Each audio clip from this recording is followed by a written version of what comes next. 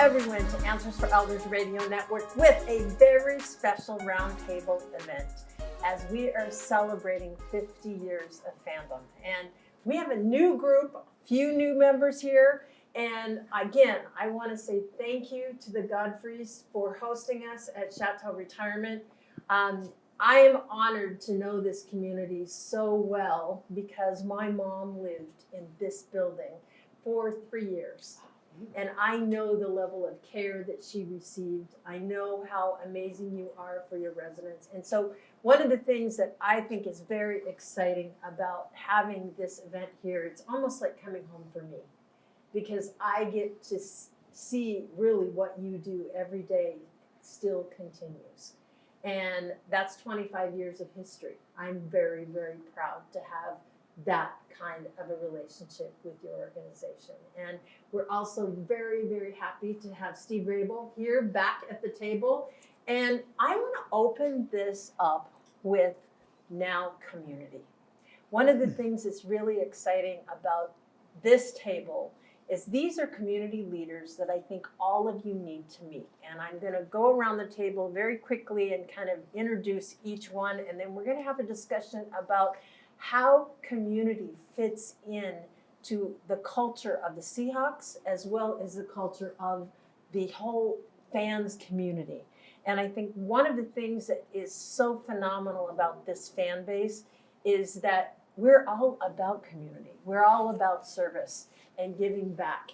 And I think that's the exciting thing that we're going to talk about today. So I'm going to introduce number one, Alina Edin. She is the Seahawkers Vice President of Central Council, and you are the team liaison. And we're going to talk about your relationship with directly that you work with the team themselves. We have Big Dave back, super fan, and obviously talking about all of the community activities, the way in which we have given service.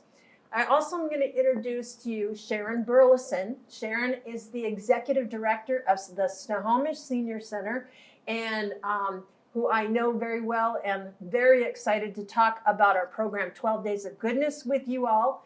And then TJ Dean, you are also a member of the Seahawkers, and the other half to Alina. Yep. And we're very excited to talk about all the things you guys do, because the Booster Club is phenomenal. And that's going over to your president, Elise Robinson, president of the Central Council of the Seahawkers, who we partner with every year with 12 Days of Goodness, and I'm very excited about that. And then, of course, the Godfreys. You two are back, and we're going to talk about community.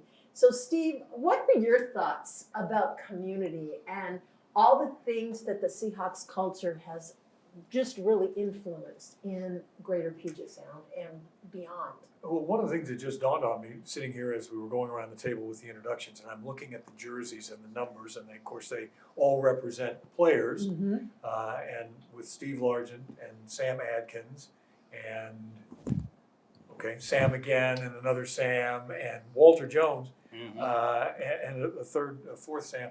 One thing I realize is that all of us as players of that era, we're all eligible to join you here now at Chateau Retirement. So it is. Please come. I got your name on the room. Do you? Yeah. Keep it in pen. You never know. There's going to be that day that it happens.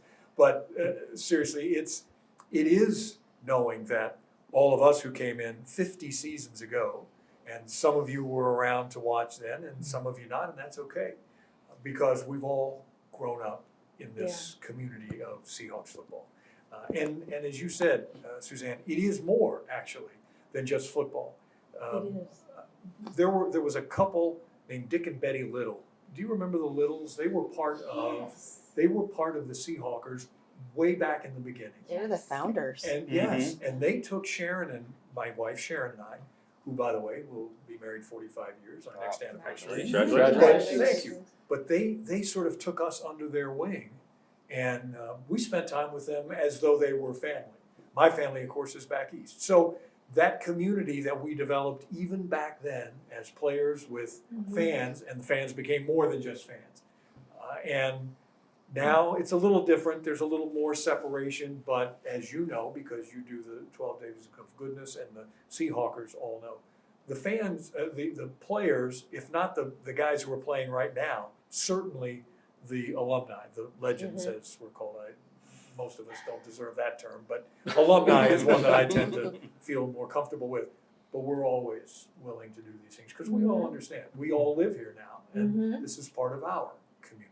But Steve, what I have learned, and especially because I've done 12 Days of Goodness, I've reached out to other teams to say, this is what we do here in Seattle. Yeah. I would love to do a 12 Days of Goodness someplace else. And what I've learned is those cultures don't necessarily integrate like they do here. And a lot of it is geographics because we're so isolated up here. We're the only team. So when you look down a street, there's 12 flags all the way down. For example, when I spoke to the Eagles says, "Oh, it sounds really nice, but you have to understand, you look down a street in Philadelphia and you're going to see a Giants flag, you're going to see a Washington Commanders flag, you're going to see different teams. So they're not necessarily consolidated like they are here." Is that what your experience has been as well? Yes, and another part of that equation is, strangely enough, in '76, when this team was built initially, so it's built on draft choices, Steve Niehaus being the number one draft choice ever in the history of the franchise. Sherman Smith and I were bonus picks in the second round. And you look through all those drafts, and then you look at, in '76, the veterans who came in the veteran allocation draft. And a lot of the players who came in for only a year or two and played, I was lucky, I played 6 years, but there were some guys who only played a couple of years with the Seahawks. Yeah. But they stayed here. True. They made their homes here. These were guys from other parts of the country, but they came here and stayed. And so, you know, there's something to be said for that and why they want to continue to be involved in all that is Seahawks, where as it relates to the fans and as it relates to the 12s and the Seahawkers, because for us, as I said before, it's all family. Yeah. And you know, the thing that I find really special about our Seahawks legends are the fact that there's some sort of water that they drink or whatever when they become a player, because they're all about service. It's this culture that has transcended coaches. I mean, we've gone through, it's back when the Nordstroms owned the team. We still had that culture of community. Is there something special that the Seahawks started out with? Is it a mission? What is that secret sauce? I'm glad you asked. In 1976, we're in one of our earliest team meetings after the team was assembled and we got through training camp, which was like 6 or 8 weeks in Cheney, Washington, in the sun and the heat, and 2 practices a day. Afternoon was full pads, scrimmaging. Morning was helmets and shoulder pads and just beating on each other. And so it was a far different situation than it is now. So we finally get back over here to this side of the mountains. We're getting ready to play. I think we had already played one game. We had a team meeting on Wednesday. The schedule is Monday you come in, you look at film, and then you go out and you stretch out, loosen up. Tuesday's the player day off. So if you saw us out in the streets running around as players, it was on a Monday night because we knew we didn't have to come in on Tuesday.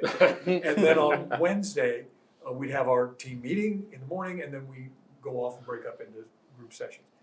After our team meeting on one of those Wednesday mornings, Norm Evans, was the starting right tackle on the undefeated Miami Dolphins team of 1972.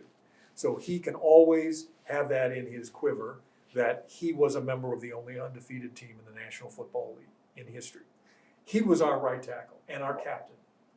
And he sat us down after we had our team meeting. And so, you know, bunch of us young guys and some old grizzled guys like Mike Curtis and some of these old players who were finishing their careers. And Norm gets up in the front of the room and he says, all right, he said, I'm going to tell you guys something. For you old guys, you will understand this. You new guys, this is the way it's going to be.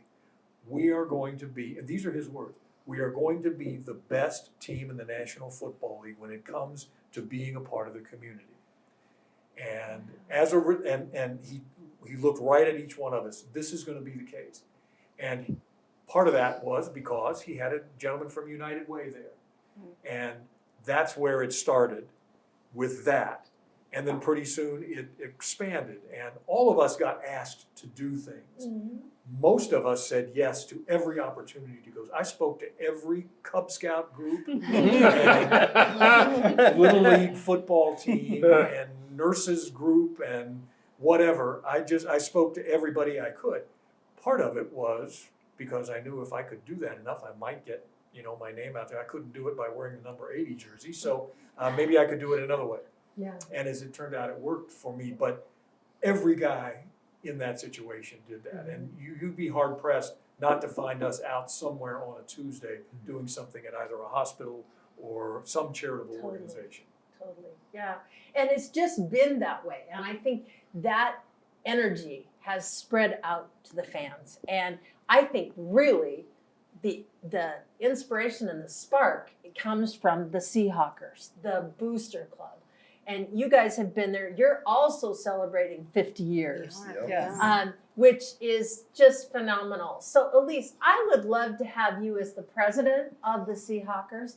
Tell me a little bit about the Seahawkers and what it is that you guys do, and specifically in regards to the community that you inspire. So basically, we're the official booster club of the Seattle Seahawks. We have a partnership with the Seattle Seahawks. And basically what we do is 12s that do a lot of community work. We also do a lot of fan engagement. So we have 38 chapters across the nation and international. One of our biggest chapters is the Latin American chapter. It's amazing. So in the UK chapter is another huge one. When we went to London, so they had the takeover parties, and they arranged everything for us. So basically, we're just 12s that like to do community work, and that's all we do, and that's our main mission. And can I say that they've had a very valuable ally inside the Seahawks building in a guy named Mike Flood. Oh yes, Definitely. For a long, long time. Mike Flood was one of Paul Allen's closest friends. So when Paul bought the team, Mike came in to the organization, and there was a number of things that he could have done and did do, but he loved working in the community. And he's part of our central council. Yeah. He represents the military chapter. So, and there is a military chapter is free for any veteran or active duty. It's a lifetime membership. They don't need to re-sign up. Once they sign up, they're a member for life. So that's how we give back to our veterans. I'm also a veteran, so I'm part of that group. So basically, that's what we do. There's such an incredible connection between the Seahawks and our veterans. Yes. Tell me a little bit, who would like to talk about that? I know, Steve, you've had a lot of exposure, but Elise, you too. Tell me a little bit more about that connection. Well, that's how I became a Seahawks fan. I came from Germany in 2001. I went on a date to the Raiders and Seahawks game, and I used to be a Giant fan. I mean, I still like them, but they're number 2 now. Basically, I believe whatever first event you go to, a live event, a game, you choose whoever's playing, and you can become a fan of it. But literally, black and silver would look good on me. Yeah. But it was just the fans. The fans took me, and how loud they were, and just, and I became a fan ever since. It's very contagious, and I'm naturally loud, so so it was a right fit for me, and I just became a full-fledged fan since then. The veterans are honored every week at a home Yes. game. Yeah. And I think it's one of the highlights of the game, when there's a timeout on the field, and when the folks at home who are watching on TV go to commercial break, we in the stadium have a chance. There's all kinds of things going on. And one of the great ones is the salute to service, and they recognize a member of the service. And we have been recognizing even veterans going back to the Korean War, and there are a number of them still happily with us from the Second World War, although it's Yeah, they had one earlier this year. It was Yes. World War II. yes, Yeah. and it never fails to get a standing O of 68,012s or 67,012s and a few San Francisco fans. Yeah. They should clap. But that's right. Regardless of who you're cheering for on the field that day, everybody is cheering for those service Right. members, and that's a terrific part of the history and the tradition of the Seahawks. Well, and I think we have our program 12 Days of Goodness, and one of the things that I know that Mike Flood always tries to make our events, and when he comes, it's one of the first things he does when he stands up. He asks, who the veterans are, and if we would all acknowledge them. I love the fact that there's so much of an attention to recognizing the service that our veterans have, sacrificed for this country, and obviously given to us as a community. I think a lot of it is Mike Flood. He is obviously a veteran himself. So, there's this incredible connection to veterans, and there's a lot of community senior centers around here that have strong veterans communities. And I know, Sharon, you have a lot of veterans at the Snohomish Senior Center. We do. We too honor our veterans. We do it every year. I don't know how far back it goes, but we bring them in on Veterans Day. We've been lucky to have Congresswoman Del Bene come and speak to our veterans. Most recently, we honored them for the Korean War, and they were given a commemorative coin from her. It's beautiful. My dad is a 20-year veteran. You don't realize the impact that your military has done for you until you see it through someone else's eyes. You don't realize the impact that your parent or your grandparent or your neighbor until you're actually hearing it from someone else. So. Yeah. And Sharon, you have such a history with your family and with the Seahawks. You guys are original season ticket holders, and obviously on camera we get a picture of the back of your jacket where it says original season ticket holder. I'm really interested in a little bit about your history, and now as the executive director, how you inspire the members at your community. So just a little peekaboo of how I come to earn this jacket. My grandpa was an original season ticket holder, and his tickets have stayed through our family. There's a family of 5 kids, and it's gone through all of us. We've all been able to enjoy that. And this year was this really cool jacket. And I said to my brother, I want one of those jackets. And he was going to take the football. And I said, you have to get the jacket. Well, once he saw the jacket, he's like, oh my God, I need the jacket. So I feel really honored to be able to wear this. I was doing the math when we were talking about, when the team was formed and so forth. I was 12.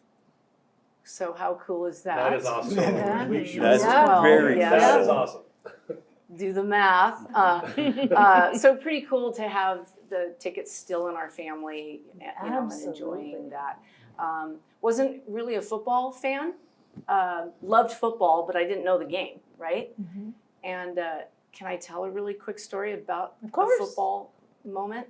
My brothers were football players, but I never went to the football games. And one of my little brothers is a defensive coach for Monroe High School over the years. And he had hip surgery. And so he was taken out of coaching. They got to him, he was able to come back to the game in a wheelchair. My sister-in-law couldn't come. I was asked if I would wheel my brother. It was a homecoming game, Monroe against Snohomish. My family's from Snohomish. Yeah, I know you guys are going to cream us, but I will roll you out there. What I experienced watching the kids, how they treated their coaches, that passion that they have for, that relationship between a coach and a player. I had no idea the bond that my brother had with these young men. I felt so honored to be sitting on the sideline next to him. And I would think that, those are the feelings that you to have experienced. So Without question, there's a reason why they call football the greatest team sport. Yeah. There's a lot of sports that have exceptional athletes playing, and we're watching the Mariners do that now with the big dumper and some of the guys they have.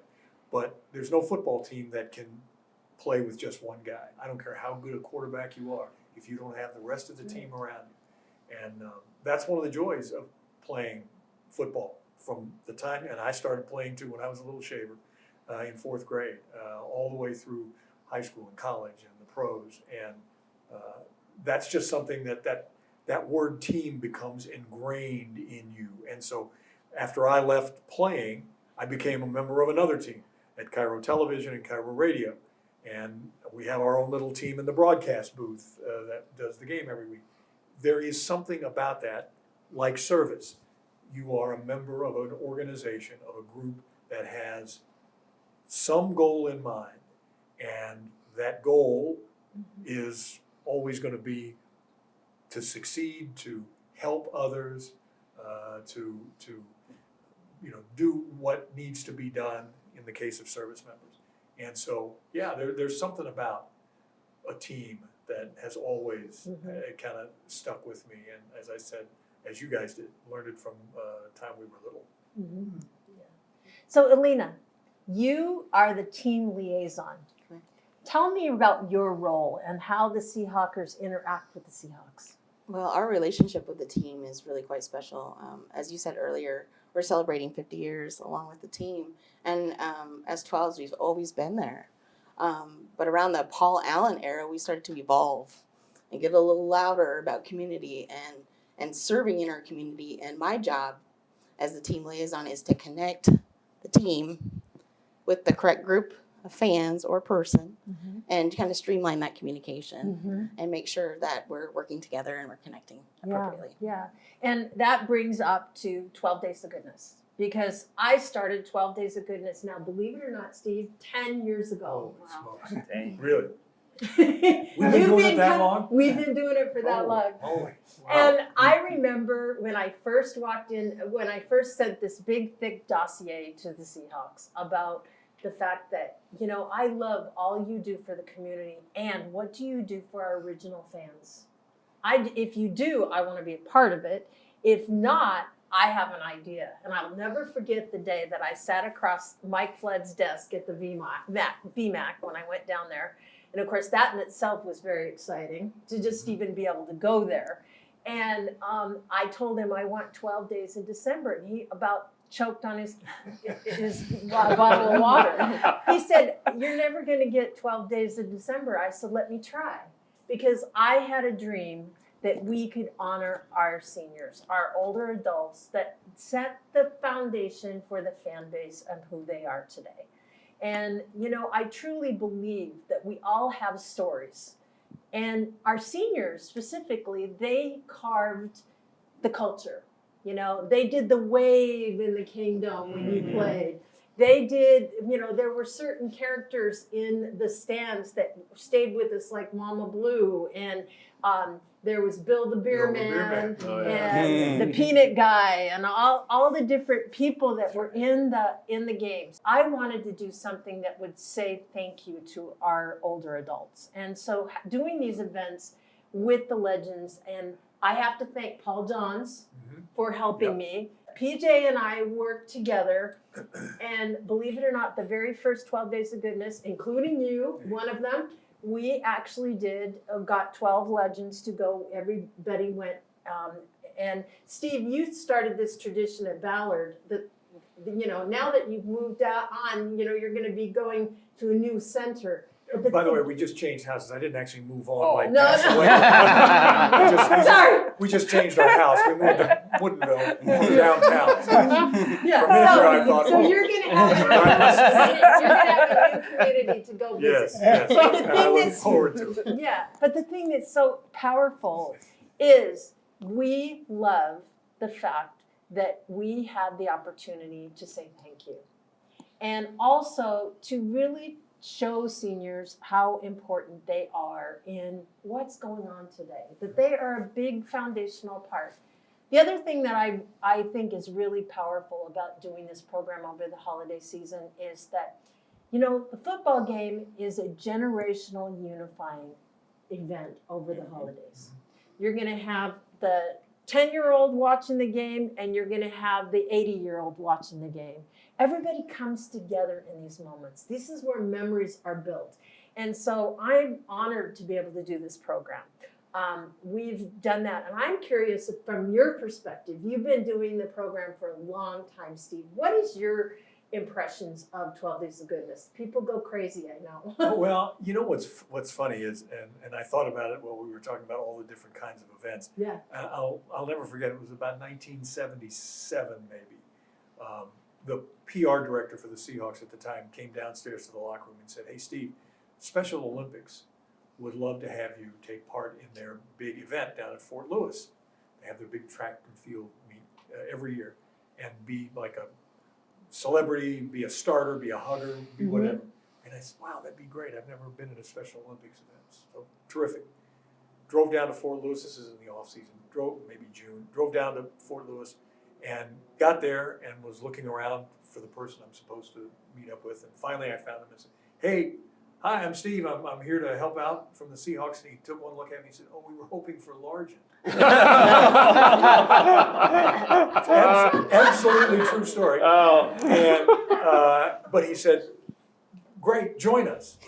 And I said, "Okay."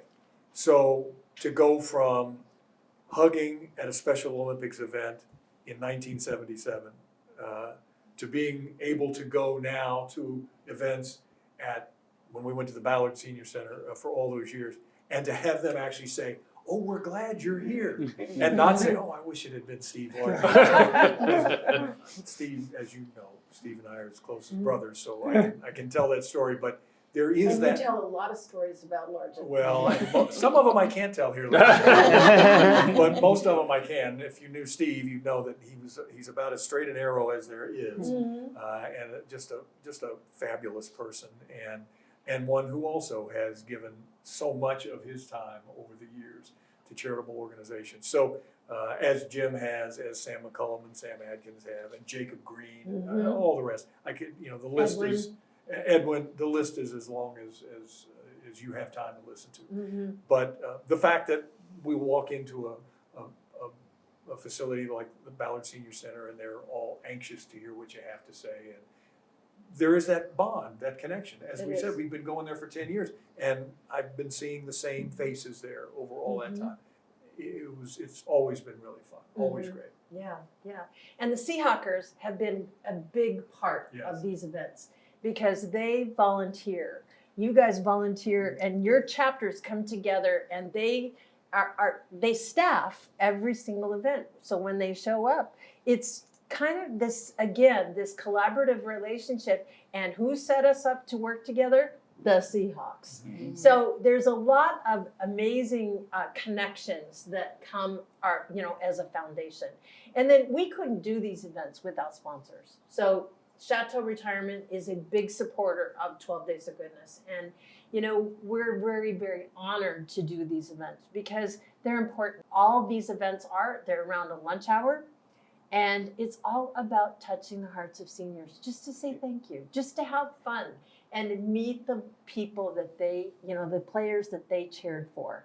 And, and going into, obviously, community.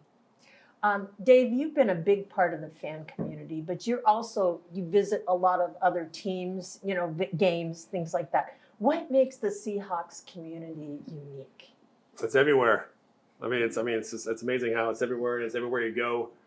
It's like you hear stories of how they became fans, and it's like they like a lot of them. Strangely, a lot of them when they were young, they saw that logo on the helmet. They're like, "I like that logo." And then they realize how amazing a fan base it is. It really is amazing how you go other places like other road games, and you meet fans and you find out how they are, where they're from, and it's just like I said, it's a big family, and I'm just amazing love the part of it. I'm just amazing the part of it. I will also tell you that since I travel to every away game, obviously in my job, and we see a lot of blue in the stands, Seahawks blue, and it's not always from in fact, probably the majority of it is not for people who would fly from here to go to the game. Oh, that's that. Yeah, It's it's people amazing from how people other come all over the place. communities, And it wasn't until I started road tripping and going to games and how many fans I found there. We are got fans everywhere, And you've met so many. and ones that are not just because we just got good. I mean, ones have been fans like I've been like as long as I've been fans from day one. I mean, they've been fans for a long time. I mean, they're like I was. Some of the I met some fans from Europe. I mean, literally they're asking like, how did you become a Seahawks fan living over here? And I go, and they almost universally go, you're the only TV, you're the only fan.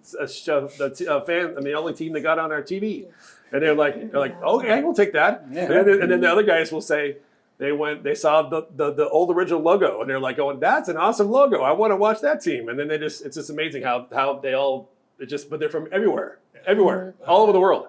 I'm still in touch with Sean from Manchester in England. Yeah, Yeah.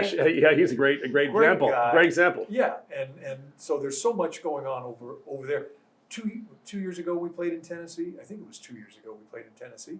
I'm sitting on the bus, so we win this game, and afterwards I do my post game stuff, and I'm not a kid anymore, Jim. You find that hard to believe. Join the but- club. Yes, that's exactly right. And so I was tired. I grabbed something to eat, and I sat down on the bus, and I just turned like this and looked out the window of the bus.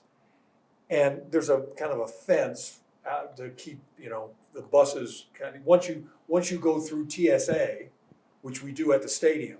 So they put all the players, staff, everybody, and once you go on TSA, then you go to the bus and you can't leave that little compound. Mm-hmm. So we're there, I'm sitting down, I look out, and there's an 83 with a Raible on the back jersey walking along that fence. No, And I no thought- way. And I literally said this to myself, and I'm sorry for those of you out there, what the hell? And so I jumped off the bus and I ran over to the fence and I said, you're kidding, right? This is a joke. Somebody put you up to this.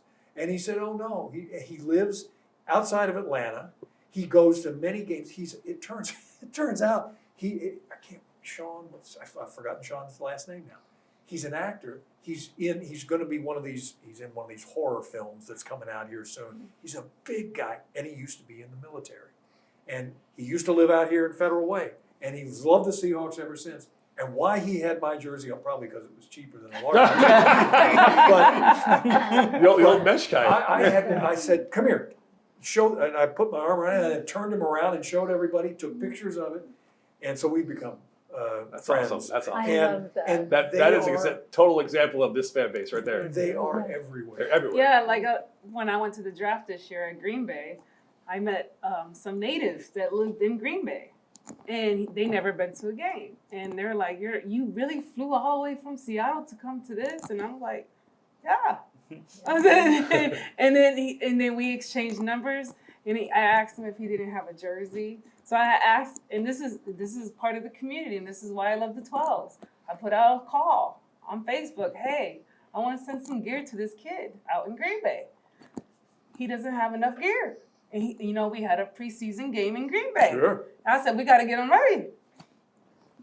People started sending me stuff, send them the package, and oh my God, he was so ecstatic. Yeah. And he's like, I can't believe you just did that. I really thought you was joking. I thought I was never going to hear from you again. And I was like, no, this is how we 12. And this is the 12s. That's right? the 12. That's how we Yep. 12. You put something out. It's like Yeah. we need help at the Ballard Senior Center. We need Yeah. help here, and the Seahawkers They'll show are up. incredible. They show up. They do. And how often have I seen the enthusiasm? It's not a laborious thing. It's something that you guys do with joy.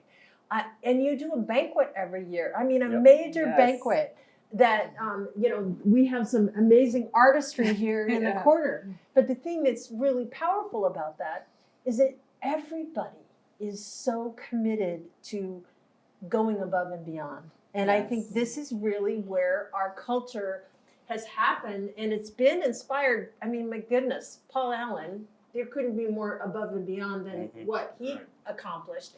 But also, like you talked about Mike Flood. Mike Flood is so much that heart. Yeah. And you talked about PJ. Paul Johns PJ. as well. Yeah. And I love him, and he was the guy that basically let me know that it was time to go into television and radio. My last year with the Seahawks was 1981, and I got a collapsed lung during preseason. A guy knocked me out of bounds on just a short, 10-yard out route. Made the catch. Guy hit me, knocked me out of bounds. That was fine. But the guy standing on the sidelines was holding the down marker, and instead of dropping it, he kind of put his body up against it, and so I just kind of wrapped myself around it, flying into it. The down marker? The down marker. Oh, wow. And so it collapsed my lung. And so I was in the hospital for a couple of weeks and finally got out, and I played the last 10 games of the season. But this rookie free agent out of Tulsa started to show that he was a good punt returner. He had good hands. He was quick in and out of his breaks. And I said, you know what? And Sharon and I had been married for about 6 months. And we both kind of said to ourselves, you know what, there might be some other kind of future out there, because if I got to compete with guys like Paul Johns on the field, I'm probably not going to last very much longer. And it's interesting because Tyler Lockett always reminds me of PJ. Yeah. And they're very similar in personality. Yeah. They're very similar in their graciousness and their kindness and their And build. and their physical abilities on Yes. the football field. Yes. They're very similar much- players. Yeah. Very similar players. Yeah, and it's kind of amazing to see, when we talk about community. I would love to have each one of you go around and tell me about a community event involving the Seahawks that is most important to you, or that a big memory. Mr. Godfrey, would you like to share a memory? I think the Super Bowl games were the things that I went to and enjoyed the most. But going to the games and watching them, those are really used to be exciting. I have my kids and staff go now, but I watch them on TV. Yeah. And of course, you turn the TV down and listen to the radio. Oh yeah. Sink it. So You you have can to get think it though. Yeah. Don't ask me how. I can't even make my phone work. Sean, Well, I also enjoyed going to the games with my father. I hope to pass that down to so my it's son. that connection. So that connection of our family experience together. And also, we actually went to a draft party in Bellevue, the Mainbauer Center one year. Yeah. And we watched Okun be our first draft pick that year. Oh, yeah. And so that was an experience that I really enjoyed together, because that was different than just Big the refs. games, and it was just a big, large crowd of all us 12s in there, and it was just a really fun time, that watch party. Elise. This is not going to be a home game. This is an away game. This is a takeover party. The Seahawks donated a Geno Smith football to be raffled off at one of our tailgate takeover parties at Arizona. And the donation was going to be to the charity of the Arizona Cardinals fans, the tailgate. Because I wanted to prove that we could work together. And we raised like over $3,000 just selling off raffle tickets. And when I made that donation to the Arizona Cardinals tailgate, it was what pushed them over, because they were competing against the other teams. To see who raised the most money that year. Oh, yeah. So our donation is the one that helped them win. So I mean, it's just fun to just have that community sense that, with other fan bases too. So, so that's my greatest memory on that. So TJ, we haven't even heard from you yet. I apologize. I have to say, something that was very memorable for me, it happened in a playoff game down in San Francisco. We went and hung out with one of our chapters down there in the middle of the San Francisco 49ers tailgate. And on the walk back, all the fans were throwing birdseed at us and all that kind of stuff. And some of their super fans came and ushered us through, which was kind of cool. And I'll never forget that. Umbrellaed us. They did. But yeah, it felt pretty intense with all those guys coming in on us, but no one did anything violent or anything. It was just, it seemed like it was in good spirit. So Sharon. Two things. I think the Super Bowl parade, that was Oh, yeah. amazing. Yep. To be in that group of people and that crowd, the energy, the love, the I community. think it was a million people. It was showed just up. crazy, crazy. And how cold it and was. an experience that I'll never forget. And when you talk about community, I mean, community, that's that whole experience. Football allowed a community to be built, Yeah. right? Mhm. And so the community that we have at the senior center watching the football games, imagine sitting at home watching the game by yourself. Mm. Football allowed them to come to the center and they watch football as a Yeah. group. Mhm. They're not yelling by themselves. They're all cheering and Mhm. loving that together. So, So important. Yep. So important. Dave, I know you have to have a million memories. Well, the one that sticks out for me is the combination of the 2012 to 2013 season. Mm. Because I went to the playoff game against the Redskins, well, Plum Commanders now, and then I stayed on the East Coast and I went to the Falcons game. So I went to Wow. both those games, and then I'm sitting there going, I'm like, wow, we're going to do good next year. And I was sitting there, we lost that game against the Falcons. I'm going, we're going to win. We are going to do good next year. And then just the buildup of the 2013 season all the way, just the buildup of it all. And then I was lucky enough to go to Super Bowl 48 in person. And I was the safety was right in front of me. I was 20 rows back from that point of view.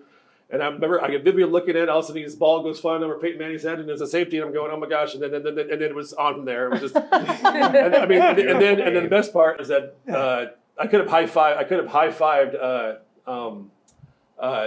What's his name? The punt returner we had, the kickoff returner we had. Percy Harvin. Yeah, Percy Harvin. Yeah, he would have kept coming towards me. I would have high fived him.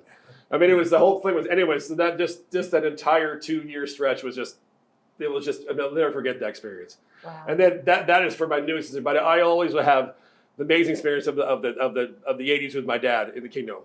I didn't have a lot of time with my dad growing up, but those were the one times I got to have really good fun, really experiences with my dad in the 80s. Way the heck up in there and touching God.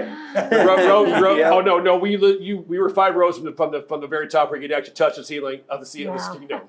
I mean, that's why I always our seats we were actually. I remember my dad goes, remember to say hi to God, Dave. We always be like, all right, give us a good game down. Yeah. So it was there's that separate part. That is amazing memories of me being way up there in the Kingdome and watching the amazing time in the Kingdome. Yeah. So Alina. I have two. One is a game experience, and I think it was a playoff game against Green Bay, where everybody thought we were going to lose, and people started leaving the stadium in droves. Oh, And we were outside watching in a bar because we didn't have any tickets that day. We were with a bunch of friends, and we were gathered around a TV in a parking lot, watching this, and everybody's leaving, and you know how there's a delay. Mm-hmm. And so we heard the stadium just erupt before we even knew what happened. And then all of a sudden we realized, Jermaine Curse comes up. And we just started celebrating in the streets. My friend had a lucky tile, like a floor tile, ceramic tile he carried with him everywhere he went. And he had brought it with him for good luck. Wow. And he is just holding that tile. And we're celebrating in the streets. And then my other memory, as far as community, would be my first memory, which is when we volunteered at the stadium to cell phones for soldiers. Yep. Oh. And so yeah. they ushered us through all these parts of the stadium that him and I had never seen before, which was just, exciting for us young bucks back then. And then we started collecting all the cell phones from everybody, and just listen to the droves of people who brought phones in. wow, Yeah. that's awesome. One of the things that is so powerful about sharing these stories is really about what we expect in the next 50 years. And I think what we should do is look forward to a brighter future, even better. And this is our closing for an amazing time that we've had together. Thinking about the memories of the past, thinking about what it is to be a 12, and to congratulate the Seahawks for 50 years of fandom and our seniors that set the foundation of it all. So I am so grateful that you're here, and I'm also grateful again to Mr. Godfrey and Chateau Retirement for sponsoring this very special program. Steve? I'd just like to say, when I got here in 1976 as a player, There were a lot of folks just like you sitting around this table that made us feel like we were your sons, your friends, your relatives. You took us in. We didn't know anybody. We all came here from other parts of the country. And you made us feel like we were family. We had our little family with the Seahawks. But once we got to know our community, that family expanded. And it continues to expand. Because just as you guys, some of you fans from day one, and some newer fans, and some who were babies when I was playing. Exactly. It is just remarkable that we can all sit here now 50 seasons later, and for many of you, you weren't even around for those first years, but some of us were. And I think that kind of, as we've heard the words today, loyalty and dedication and the grandness and the joy and the fun and the pride we all take in being a part of this community. It speaks to what you do on a daily basis with your communities. Mhm. Try to bring people together. Yep. That's exactly what the Seahawks have done all these years.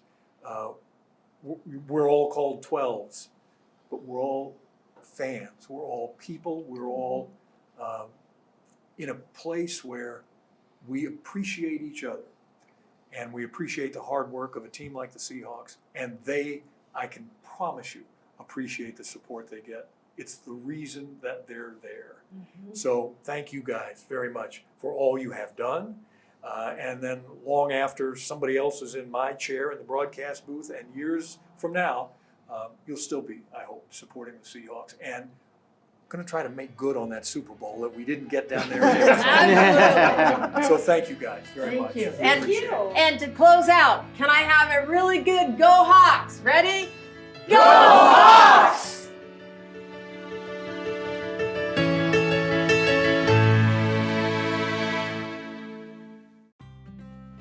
Locally owned for more than 25 years, Chateau Retirement offers premier independent and assisted living to seniors in Linwood, Bothell, and Renton. Our skilled and compassionate staff are committed to the holistic well-being of each resident. Our Chateau Gardens Memory Care specializes in person-centered programming in a safe, therapeutic environment. At Chateau Retirement, our residents live a happier, healthier, longer life.